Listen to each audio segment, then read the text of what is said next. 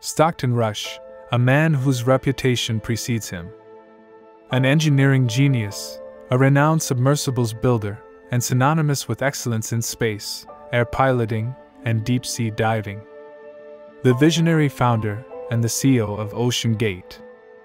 They say that to truly understand a man, one must walk alongside him, get closer, and immerse himself in his world.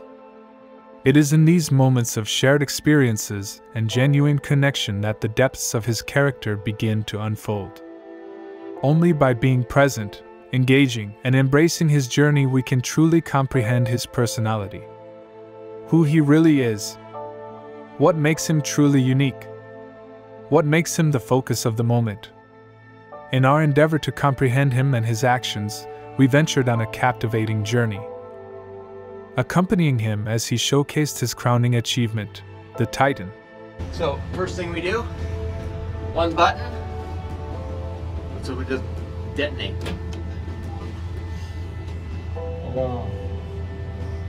Hopefully what I want it to be is you walk in, it senses motion, it senses who you are. You say, hello, Titan, it senses your voice. It says, Stockton, how deep are we diving today? You say, we're going to 4,000 meters. The sub is your vehicle to get there. It should be an elevator. It should not be an exercise in buttons and switches and stuff. Yeah. So this is the main screen that pops up. We're not going to turn the batteries on right now because they're working on them. So we're coming into the sub. This is the only toilet available on a deep diving submersible. Best seat in the house. You can look out the viewport. We put a privacy screen in, turn up the music, and it's very popular. We have our control screen here, our sonar screen here, and we can put any image we want in the back. We've taken a completely new approach to the sub design, and it's all run with this game controller and these touch screens. So if you want to go forward, you press forward. If you want to go back, you go back. Turn left, turn right, go down, go up. And it's Bluetooth, so I can hand it to anybody. And it's meant for a 16-year-old to throw it around, and it's super durable. We keep a couple of spares on board just in case.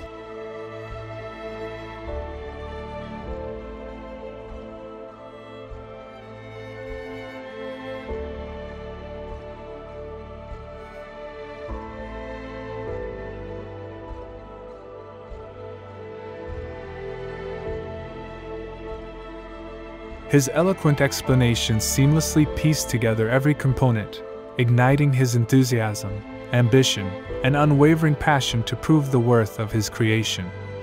Carbon fiber is a great material. It's better than titanium. It's better than a lot of other materials. There's certain things that you want to be buttoned down, and that's the pressure vessel. Once the pressure vessel is, you're certain it's not going to collapse on everybody, everything else can fail. Your thrusters can go, your lights can go, you're still going to be safe. And it has a pressure compensator, so this makes sure that the pressure in here is always about, right now it's set at about 5 psi above ambient. So if it's 6,000 psi outside, this will be 6,005, so that if it gets a crack, the oil comes out and the water doesn't necessarily come in. The control spheres we were talking about are here. These are glass. They're about 3/4 inch thick glass, and they're 2 halves.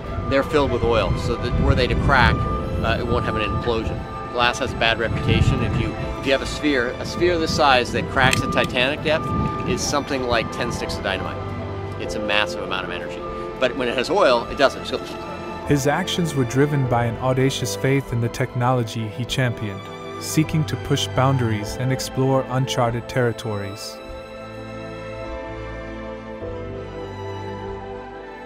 Throughout his journey, Stockto Rush has been marked by a series of intriguing statements and decisions, each taking on greater significance in the light of what transpired. Let's delve into a few examples that showcase the enigmatic nature of his path. At some point, safety just is pure waste. I mean, if you just want to be safe, don't get out of bed, don't get in your car, don't do anything. Yeah. At some point, you're going to take some risk, and it really is a risk-reward question. I said, I think I can do this just as safely by breaking the rules. I'd like to be remembered as an innovator. I think it was General MacArthur said, you're remembered for the rules you break.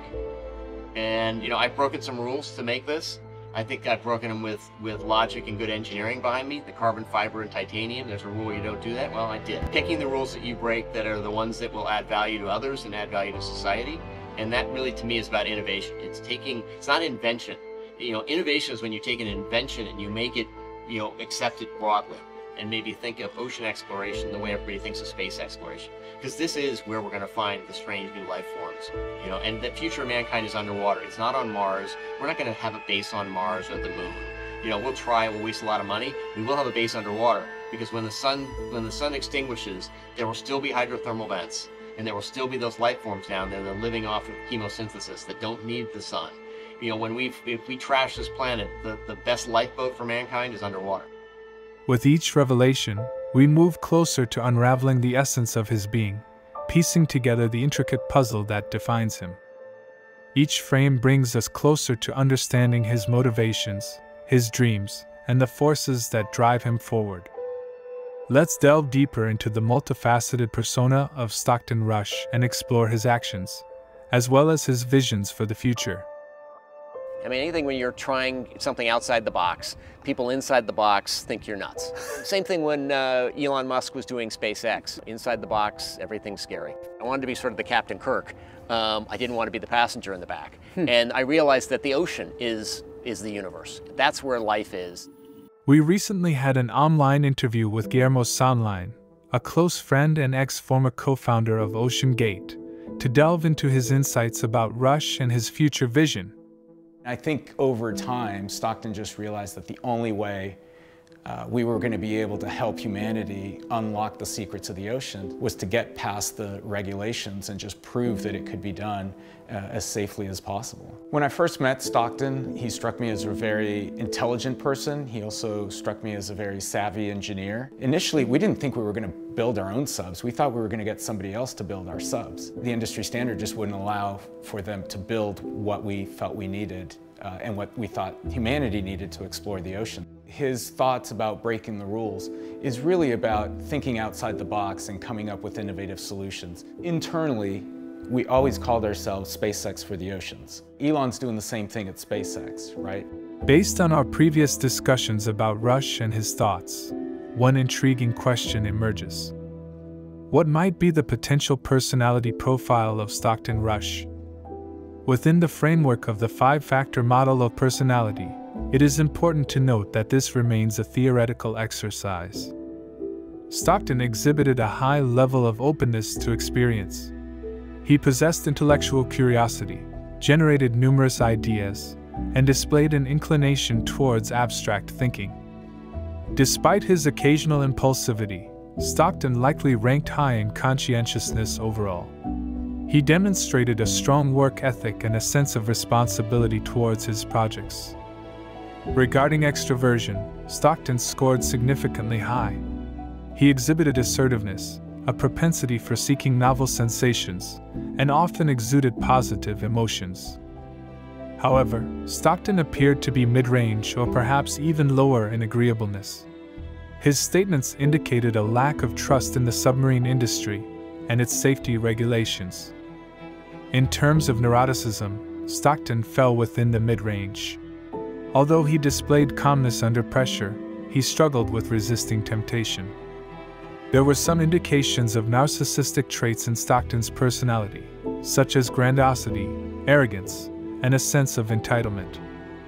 His aspiration to be like Captain Kirk on the Enterprise, desiring exploration rather than being a mere tourist in space, exemplifies this. Many of Stockton's statements regarding safety suggest a lack of insight and convey a sense that he believed himself to be special. Stockto Rush's legacy occupies a unique position, evoking a range of emotions. While his passing naturally elicits sympathy, his perceived disregard for caution has also sparked anger and criticism. A notable aspect of his narrative lies in the belief held by some that his irresponsible conduct directly contributed to the Titan tragedy. Adding a striking twist to the tale, Stockton himself became a victim of this tragic event. Unlike a distant figure giving orders from an office, he shared the same fate as those affected, underscoring the depth of his involvement. It is evident that Stockton placed some level of trust in the safety of the submersible, as indicated by his own presence on board.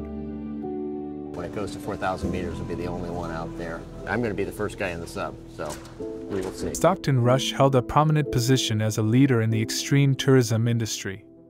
Notably, He was not only involved in the business for financial gain, but also as an active participant in the high-risk adventures it offered. His desire for these extreme experiences was evident, a sentiment shared by many among the wealthy who seek a sense of purpose and fulfillment in life through thrilling exploits. It prompts us to ponder what motivates wealthy individuals to engage in activities fraught with danger. Ultimately, it boils down to how people seek and find purpose in their lives. While some find contentment in safe and conventional pursuits like spending time with family or pursuing personal interests, others crave a constant series of exhilarating adventures. For them, life revolves around challenging goals, continuously pursuing the next thrilling endeavor, rather than finding fulfillment solely in achieving these goals. As individuals accumulate wealth, their motivation may no longer be solely driven by financial gain. When money reaches a point of abundance, providing access to virtually anything they desire, the allure of seeking greater sources of stimulation arises. It is akin to developing a tolerance for the thrills life can offer, requiring stronger and more extraordinary experiences. Space travel, conquering Mount Everest, or exploring the depths of the Titanic can serve as the new exhilarating drug for these adventure-seeking individuals. While they may justify their endeavors by claiming contributions to science or technology, their true motivation lies in the pursuit of the next adrenaline challenge. However, claims that Stockton was responsible for the deaths of those involved in the Titan tragedy are misguided and based on false interpretations. Such accusations stem from a cloud of mystery surrounding him. It is his personality that may lead some to perceive him as a killer, when in reality, all passengers were made aware of the inherent dangers and willingly accepted the associated risks, despite the absence of official certifications. In order to gain further insight into this matter, let us examine a compelling footage capturing the backstage scene where passengers are notified about the risks. In addition, they are required to sign for their own responsibility. It's an open book here. Do you have any questions about what's going on, about acoustic monitoring, about carbon fiber problems we had, rumors of problems we had, actual problems we had? Feel free to ask. We're happy to show everything. We want everyone going into this fully informed. This is an experimental sub. This is a dangerous environment. It's 6,000 PSI. Very few people have been down there. And so we want to make sure that you're going in with an open eye and you understand what's going on. If you don't want to do it at any time, feel free to say, hey, I want to take a pass, and we can work something out, and then maybe bring you another year or something else. But really want to make sure you're aware of all this. International waters, so this sub, as you sign on the waiver, you say, I understand that this sub has not been inspected or certified by any third-party body. Geez, you had to basically, they mentioned the word death 3 times, I think, in the agreement. As shown, the passengers on board were well aware of the risks and consequences of their actions, willingly embracing them regardless. This concept also aligns with our theory. Shockingly, Stockto Rush's captivating story mirrors the ill-fated ocean liner fate. Just as the owners of the Titanic believed in its unsinkable nature, Stockton held the same unwavering conviction about his creation, a striking similarity that would eventually seal their fates. Adding to the haunting connection, Stockton's wife had a familial tie to those who perished aboard the Titanic, deepening the sense of destiny intertwined with his journey. Remarkably, the initial ticket prices for Titan were intentionally set equal to the opulent Vanderbilt suite on the Titanic in 1912, further blurring the lines between their narratives. In a chilling turn of events, a disturbing pattern of history repeating itself. The hubris of the Titanic's captain was partially blamed for the tragedy, and one could argue that the pilot of Titan possessed a similar trait. So let us know what are your thoughts and interpretation for this man.